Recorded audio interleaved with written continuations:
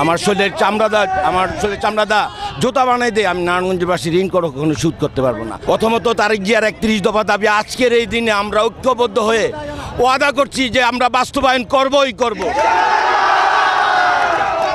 আর আমাদের মুসলিম উম্মার জন্য ফিলিস্তিনিদের যেই ঘটনা হচ্ছে, আমরা সবাই মিলে যদি এটার প্রতিবাদ না করি তাহলে আমরা আর মুসলমানের কাতারে রইলাম না।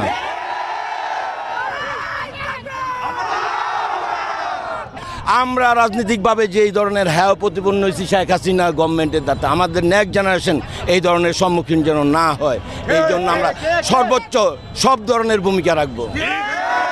আমি যদি এখানে শুয়ে পড়তে পারতাম তারপরে আমি বলতে পারতাম, হ্যাঁ এই অনুভূতি আমি এখন গিয়ে আমার মার হাতে ভাত খাবো, এটাই আমার সবচেয়ে অনুভূতি। সর্বমূলে এই প্রশাসন, আগামী দিনে এই প্রশাসন থাকবে। আমরা এই প্রশাসনের সহযোগিতা করে একটি নতুন প্রশাসনের মাধ্যমে মানবতার ভিত্তিতে সব কিছু রক্ষা করব।